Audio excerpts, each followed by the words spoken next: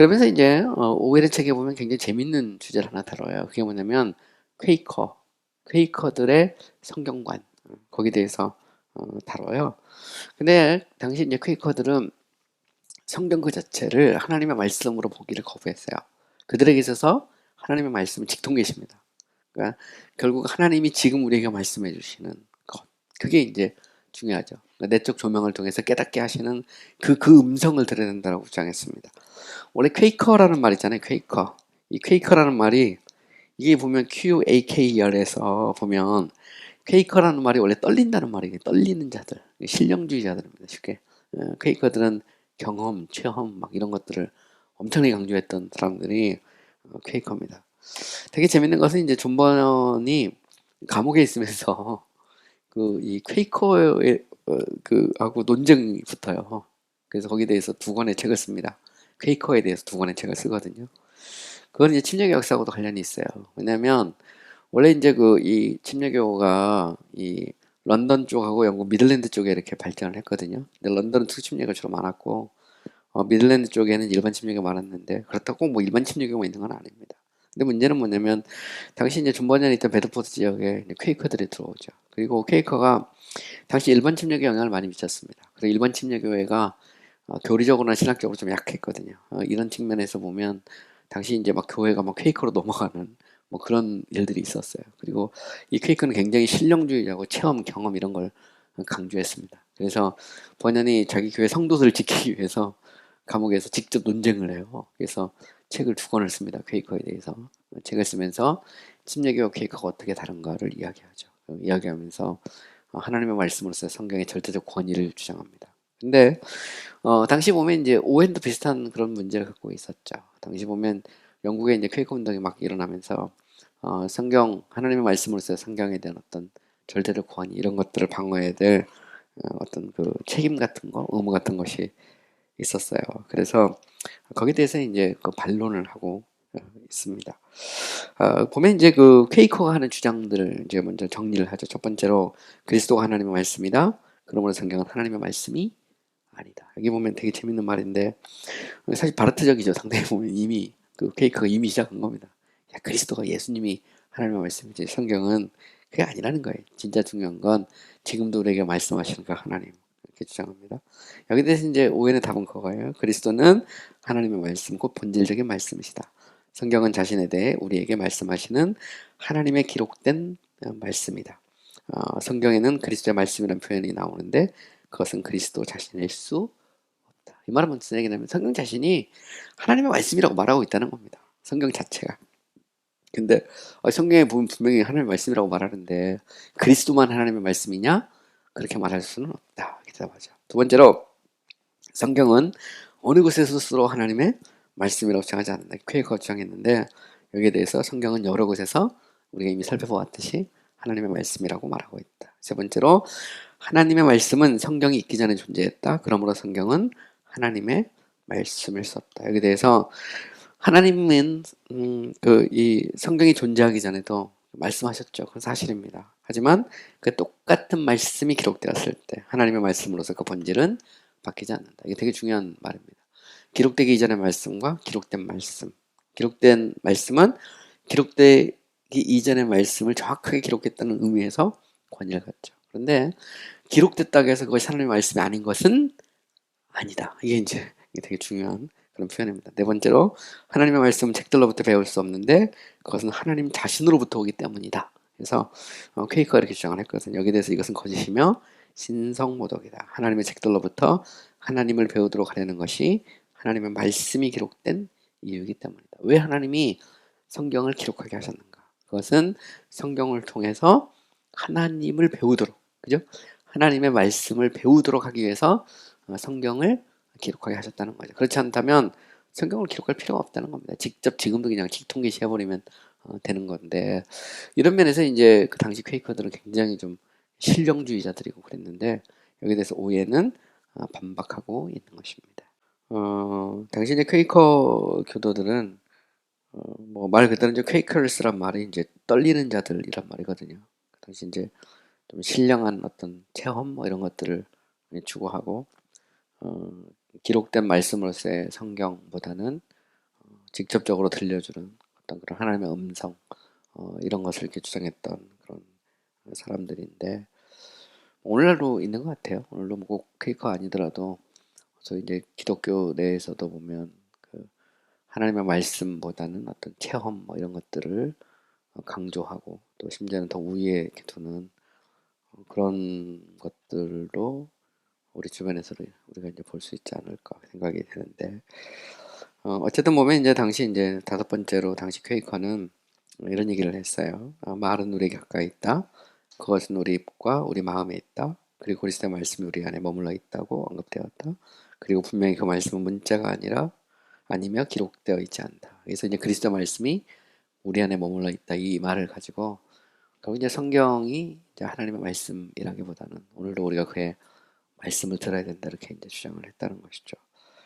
여기에 대해서 이제 오해는 이렇게 대파합니다. 우리 안에 거하는 말씀은 사도가 설교한 믿음의 말씀이며 사도는 모세와 선지자들에게 기록된 것 이외에 아무것도 설교하지 않았다. 바울은 명확히 그 말씀은 기록된 말씀이라고 주장한다. 성경은 하나님의 진리로서 우리 입과 마음에 있다. 그래서 우리가 이제 그 성경을 선포하죠. 선포하는데 그것은 객관적으로 성경이 하나님의 말씀이다라는 것을 이제 기초로 우리가 이 설교를 하는 겁니다. 성경의 바른 해석, 그리고 또 설교라고 하는 것이 그 권위가 있는 것은 성경 그 자체가 이제 영감받은 하나님의 말씀이기 때문에 그렇죠. 우리가 만약 오늘 설교하는데 이게 하나님의 말씀이라는 어떤 확신이 없다면, 그러면 이제 그 설교가 권위가 없는 것이죠. 그래서 오늘도 뭐 목사님들이 설교 준비하기 위해서 맨날 저 딕통 게시 받아야 되면 그러면 이제 뭐 저 같은 사람도 일주일에 설교 4번씩 하는데 결국 이게 성경을 가르치는 거죠. 성경이 하나님의 말씀이라는 그 믿음 위에 그 말씀을 이제 가르치고, 그때 이제 우리는 그 설교를 하나님의 말씀을 선포한다, 이렇게 이야기를 하는 겁니다. 결국 이제 우리가 성경관이 성경 해석, 그리고 더 나아가서 우리 설교관에도 영향을 미칠 수밖에 없다라는 것을 알 수가 있죠. 자, 그다음에 이제 또 우리가 또 살펴볼 것은 뭐냐면 정통주의 신학자들을 글을 보면 성경에 대해서 이렇게 정의를 내려요. definition, 정의를 내리는데, 여기서 이제 제가 이제 그 두 사람만 소개했습니다. 한 사람은 이제 마르키우스고, 또 다른 사람은 이제 에드워드 레이죠. 마르키우스의 그 신학책, 주로 신학책을 보면 이렇게 정의를 합니다.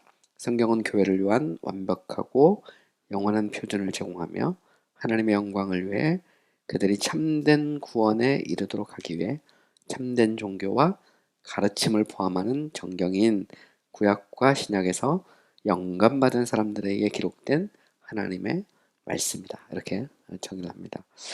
이건 이제 당시 보면 이제 성경관을 이렇게 집약하는 거죠. 성경의 정의라는 것은 결국 이제 성경에 대한 그런 신학적인 그런 내용들을 이렇게 집약해서 이렇게 표현을 한 겁니다. 그래서 성경이라는 건 뭐냐?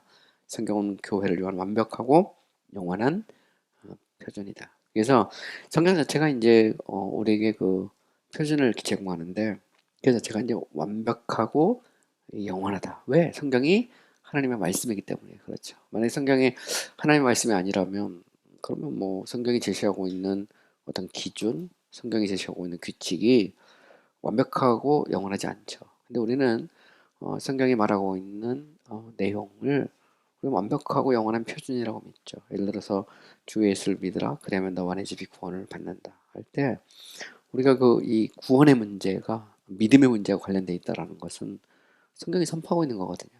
성경이 우리에게 가르쳐주는 규칙이죠. 근데 그것이 영원하고 완벽한 규칙이다라고 하는 것은 우리 성경에 대한 확신에서부터 이제 시작이 되는 것이죠. 또 이제 목적도 나옵니다. 하나님의 영광을 위해 그들이 참된 구원에 이르도록 하기 위해. 보면 성경을 기록한 목적, 궁극적 목적이 뭐냐? 그것은 우리를 하여금 구원받고 하나님을 영화롭게 하기 위해서 성경이 기록됐다는 것을 이 안에 집어넣죠. 또는 참된 종교와 가르침, 이런 표현도 나오는데, 참된 종교, 참된 가르침으로 성경을 통해서 배울 수 있죠. 여기 보면 이제 가르침이란 말은 doctrine에서 원래 가르침이란 말이 teaching이란 말이잖아요. 그래서 교리란 말의 의미가 가르친다는 말이거든요. 교훈이라고도 보통 번역을 하고요. 또 정경에 대해서도 명확하게 이야기합니다. 구약과 신약을 정경, 그죠? 의경을 인정하지 않고 있는 것을 볼 수 있고요. 또 성경 자체가 이 정경이 이제 구약과 신약을 영감받은 하나님의 사람들에 의해서 기록된 하나님의 말씀, 이렇게 정의를 내리고 있습니다.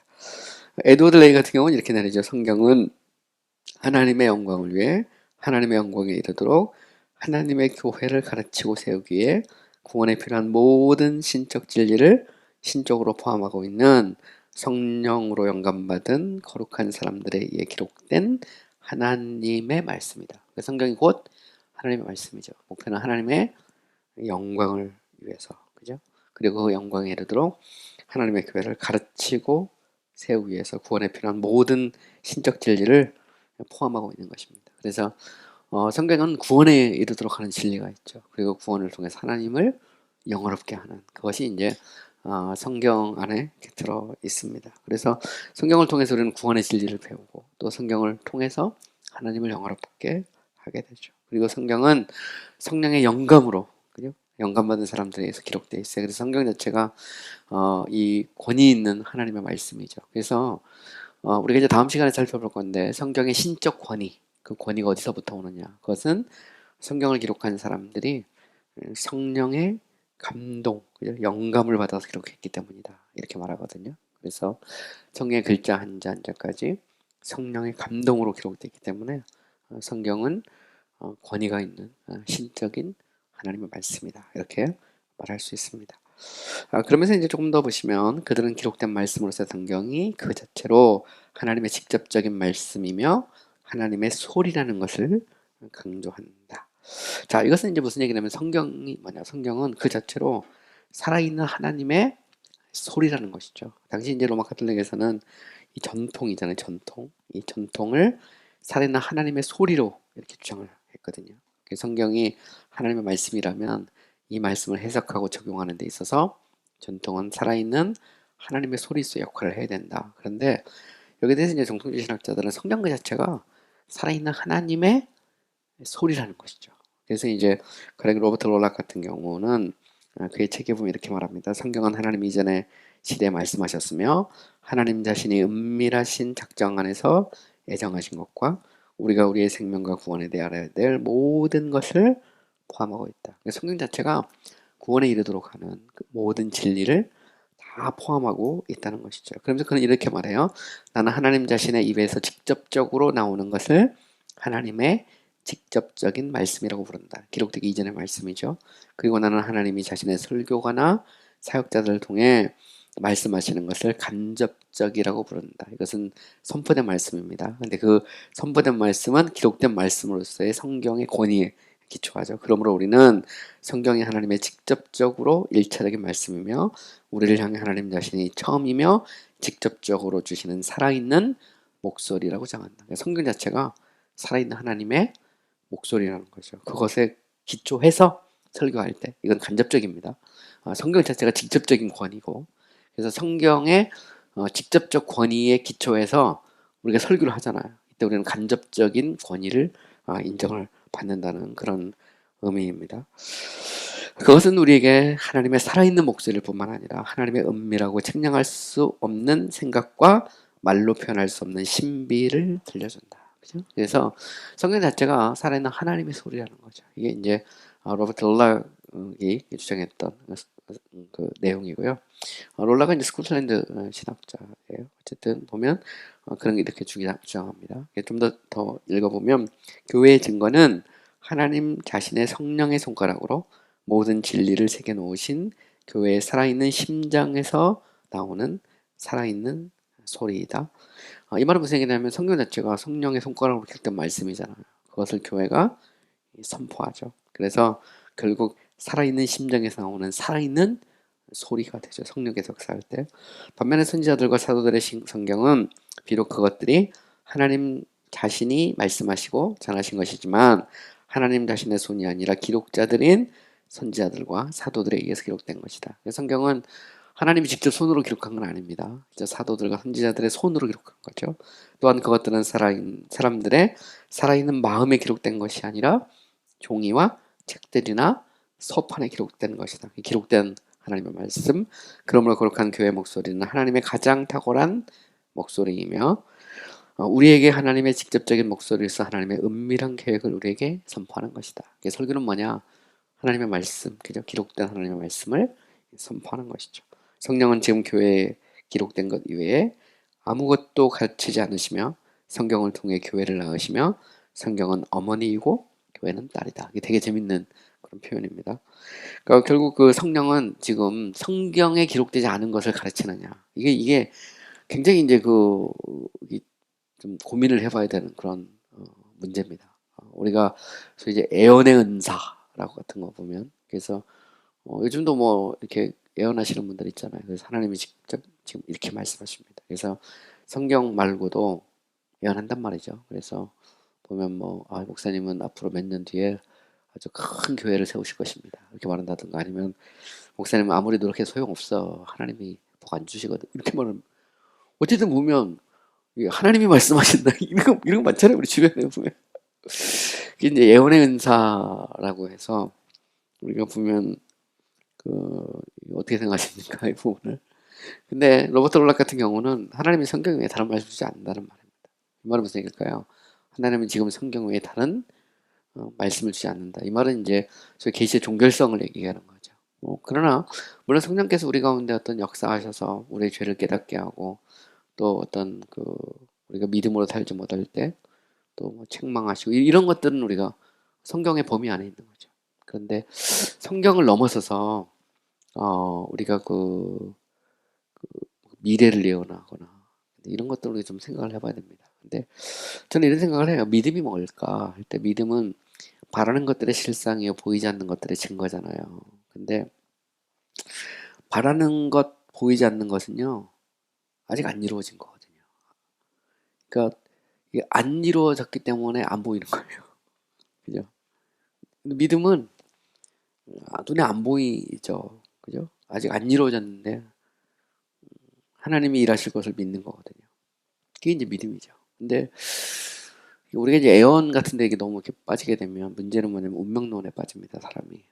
그래서 저는 믿음과 이렇게 충돌하는 것 같아요. 자꾸 보면 그런 것들이. 보지 않고 믿는 게 믿음인데 자꾸 그걸 이렇게 얘기해주고 이게 하나님의 뜻이다 그래 버리면 뭐 케이크하고 비슷하게 되는 거죠, 잘 보면. 그래서 이런 부분들은 좀 우리가 좀 심각하게 고민해야 될 그런 영역이 이 속에 존재해요. 그래서 우리가 은사로서의 예언이라는 것을 그럼 어떻게 봐야 되느냐. 이것도 되게 이제 좀 고민스러운 그런 부분인데 어쨌든 롤락의 결론은 명확합니다. 성령은 지금 교회에 기록된 것 외에 성경을 말하는 겁니다. 아무것도 가르치지 않으시며 성경을 통해 교회를 넣으시고 성경은 어머니고 교회는 딸이다. 그러니까 교회는 성경을 통해서 만들어진다라고 하는 것을 명확하게 이야기하고 있는 것이죠. 자, 그다음에 이제 또 다른 하나의 이슈가 있어요. 우리가 성경 관련해서 옛날 이런 정통주의자 이런 신학자들의 글을 읽어보면 성경의 기초 혹은 아니면 범위라는 그런 용어들이 나와요. 그게 이제 fundamentum or scopus라는 말인데 성경의 어떤 기초나 범위는 뭘까에 대해서 이 개신교 신학자들은 여기 대해서 이제 논의를 했어요. 그게 성경이 도대체 무엇이고 성경이 교회 내에서 어떻게 받아들여져야 되는지 그때 이제 논의하죠. 그러면서 도대체 성경이 전체적으로 무엇을 의미하느냐. 그래서 이것을 어느 정도 이렇게 성경의 기초와 범위에 대해서 이야기를 하거든요. 그러면서 보통 이렇게 말하죠. 성경의 기초는 신학의 인식론적 원리로서 성경의 전통에 대한 우위를 전제하며 성경의 범위는 성경의 기초와 관련되어 있지만 좀 더 폭넓은 논의와 적용을 전제한다. 이 말은 무슨 얘기냐면 결국 이제 성경의 기초라고 하는 것은 결국 이제 이 성경과 전통과의 관계에서 성경이 신학의 이제 기초라는 것을 강조하는 거고요. 범위라고 하는 것은 뭐냐면 결국 이 성경이 어디까지 이 영역을 미칠 것인가. 그래서 나중에 아브라함 카이퍼 같은 경우도 보면 영역 주권 이런 얘기도 하고요. 예수전도단에서 나오는 글에도 보면 이제 그런 얘기가 나오더라고요. 그래서 우리가 성경의 어떤 영역을 어디까지 둘 것이냐, 미치는 범위 이런 데에 대해서도 논의를 했어요. 옛날에 신학적인 글들을 읽어보면 거기에 대해서 이제 그 이야기를 한 거고요. 근데 종교개혁자들은 이제 이런 얘기들은 나오지 않습니다. 근데 이제 명확한 건 뭐냐면 종교개혁자들은 성경이 중보자이신 그리스도, 예수 그리스도를 증거하고 예수 그리스도를 통한 구원의 진리에 선포하고 있다는 것을 명확하게 했다. 그래서 본질적인 말씀으로서의 성경, 그것을 명확하게 했다는 것이죠. 근데 이제 조금 더 이제 개신교 신학자들로 오게 되면 윌리엄 퍼킨스 같은 경우, 퍼킨스를 보면 이제 언약 신학의 영향을 받았거든요. 조하네스 콕세우스나 뭐 이런 사람들과 마찬가지로. 그래서 언약의 기초를 중보자이신 그리스도 예수로 보았고 그리스도를 통한 언약의 성취를 구약과 신학의 근본적인 개념으로 봤다. 이 말은 무슨 얘기냐면 결국 이제 그 성경을 이해할 때 언약이라는 관점, 특별히 이제 행위 언약과 은혜 언약의 관점에서 구약과 신약을 이렇게 포괄적으로 이렇게 봤다는 그런 의미입니다. 에드워드 레이 같은 경우는 이제 성경의 궁극적인 목적을 그리스도를 계시하는 것으로 보았고 그리스도를 율법의 완성이며 복음의 실체이며 따라서 모든 성경의 주제이고 모든 계시된 신적 진리들의 요약으로 보았다. 그래서 결국 보면 성경에 보면 이제 그리스도에게 이렇게 한정하고 있는 겁니다. 무한정 나가는 거에 대해서는 조금 더 이렇게 좀 이렇게 유보적이라고 할까요? 이제 그런 모습들을 보여주고 있다는 겁니다. 어쨌든 성경은 뭐 전체적으로 보면 예수 그리스도에 대해서 이야기하고 있다라는 것이고요. 존 오웬의 이 기독론 책이 있어요. 제가 이제 번역하기도 한 책인데 The Person of Christ, 크리스톨로기아라는 책에 보면 오웬은 그런 얘기를 합니다. 교회의 기초는 두 가지인데 본질적인 것이며 교리적인 것이다. 그리고 이 두 가지 모두에서 오직 그리스도만이 기초이다. 그는 자신과 교회의 신비적인 연합을 통해 교회가 참여하게 되는 교회의 모든 이익에 있어서 교회의 본질적인 기초이시다. 그리고 그는 그와 그의 사역에 대한 믿음이나 교리가 특별한 방식으로 신약의 교회를 살리고 구성하는 신적인 진리라는 점에서 교회의 교리적 기초다. 그래서 예수 그리스도를 본질적 측면에서 뿐만 아니라 또한 교리적 측면에서 교회의 기초로 두고 있다. 그래서 결국 이제 교회의 기초라는 것은 성경의 기초겠죠. 그건 또 성경의 범위이기도 하는데 결국 성경은 예수 그리스도를 증거하고 있는 책이 바로 이제 성경이다. 그래서 본질적인 말씀으로서의 그리스도와 그게 뭐 차이가 없죠. 그런데 어쨌든 우리가 분명한 것은 성경 자체가 그리스도를 증거하고 있다는 겁니다. 그걸 언약의 관점에서 보든 교회라는 관점에서 보든 성경은 바로 예수 그리스도를 증거하고 있다라는 것입니다. 또한 더 나가서 이제 개신교 신학자들의 그런 성경론에 보면 성경의 속성이라는 게 나와요. 그러니까 성경은 여러 가지 그런 속성들을 가지고 있다는 겁니다. 그리고 성경의 신적 권위, 정경, 완벽성, 명확성, 필요성, 충족성, 그 다음에 해석의 문제 이런 거에 대해서는 제가 계속해서 여러분들과 함께 자세히 이렇게 살펴보도록 하겠습니다. 근데 요즘 현대적인 조신학 책에서는 이렇게 정교한 구분들이 대부분 다 사라져 있어요. 그래서 어떤 계시와 성경의 영감, 뭐 권위, 뭐 이런 아주 기초적인 내용들만 주로 다루고 있고요. 제가 여러분과 함께 앞으로 공부하는 내용들이 현대적인 책들에서 그렇게 뭐 찾아볼 수 있는 책도 있고 그렇지 않은 책도 있고 그런 것을 좀 알 수가 있을 거예요. 어쨌든 보면 옛날에는 성경을 다양한 각도에서 이렇게 살펴봤는데 요즘에는 이제 주로 현대적인 이슈와 관련해서 주로 이렇게 다루고 있는 것을 이렇게 볼 수가 있죠. 자, 어쨌든 보면 이제 이 개신교의 성경관의 발전이라는 것은 로마 카톨릭과의 이 도전과 직접적으로 이제 관련이 있죠.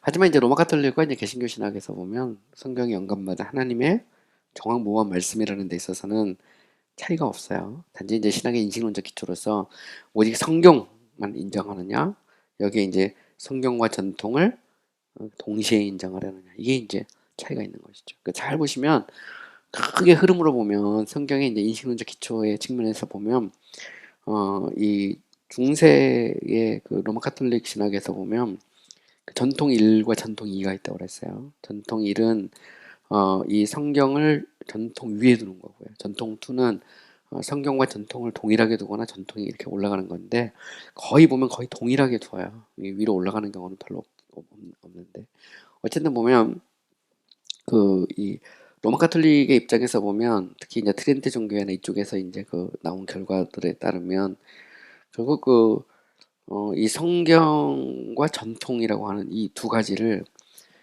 이 같은 어떤 신학의 원리로 이렇게 두려고 하거든요. 근데 여기에 대해서 이제 종교학자들은 솔라 스크립트를 주장하면서 여기에 대해서 이제 반박하고 오직 성경의 인신응무적 기초는 성경뿐이다라고, 신학의 인신응무적 기초는 성경뿐이다라고 주장하는 거죠.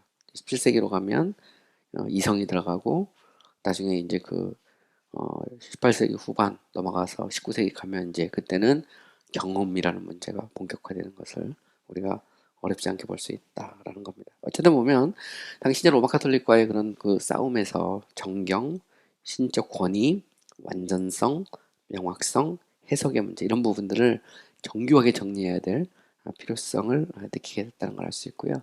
현대적인 졸신학 책 중에서 보면 비교적 그래도 전통적인 이슈를 이렇게 다루고 있는 책이 웨인 그루덤이 쓴 이제 졸신학 책이에요. 웨인 그루덤은 이제 침례교 신학자고요. 이제 북침례교 아메리칸 베프티스트 신학자면서 이제 캠브리지 대학에서 이제 공부했던 인물이고 웨스트민스터에서도 공부를 했습니다. 근데 그 웨인 그루덤의 졸신학 책을 보면 거기에 보면 이제 성경의 권위, 명확성, 필요성, 충조성 이런 문제들, 전통적으로 썼던 이런 개념들 아래서 그 성경론을 다루고 있어요.